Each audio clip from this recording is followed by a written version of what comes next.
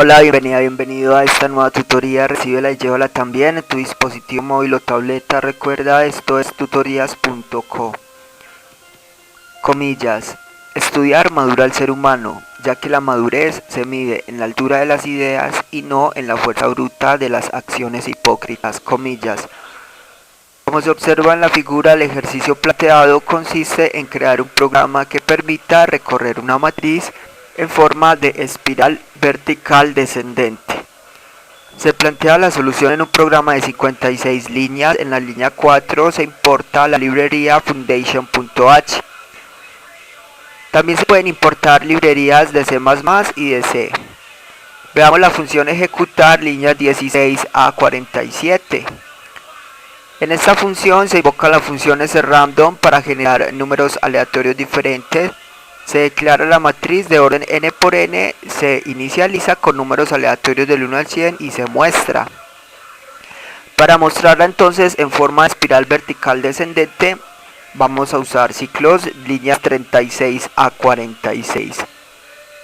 Observe que el primer ciclo, línea 36, va para x desde n-1 hasta 1, o sea, desde la última columna hasta la primera. Este primer ciclo, el de la x, servirá para recorrer cada columna.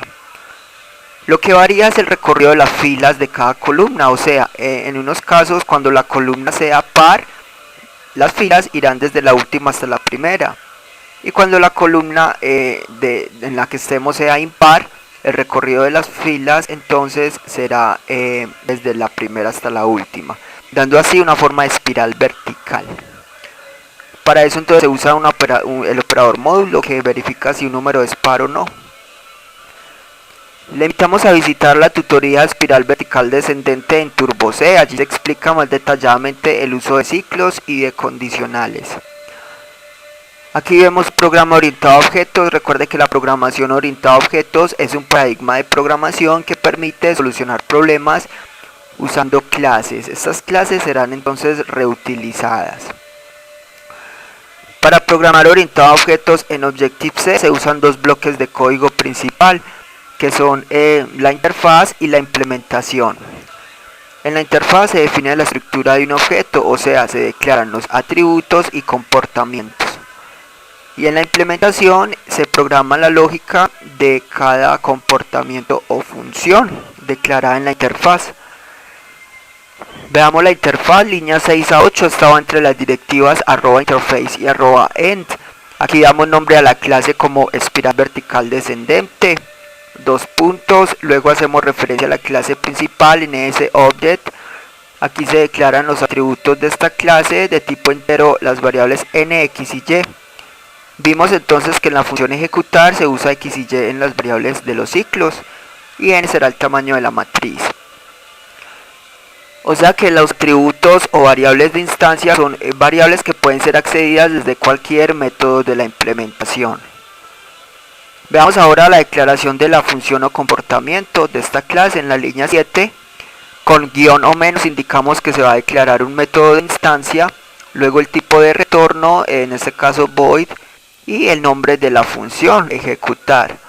Por último irán los parámetros de entrada de esta función. Esta función no recibe ningún parámetro. Los parámetros irán separados con dos puntos. Recuerde que un parámetro se compone de tipos de dato y nombres de variable.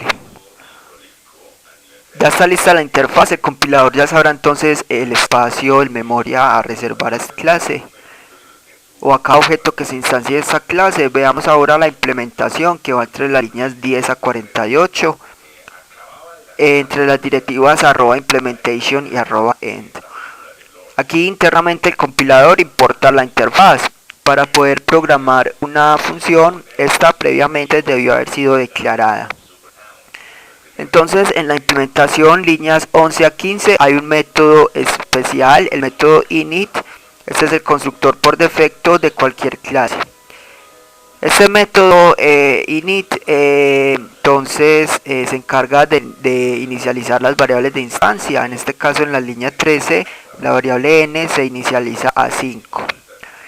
Este constructor se invoca cuando se instancien objetos de la clase espiral vertical descendente.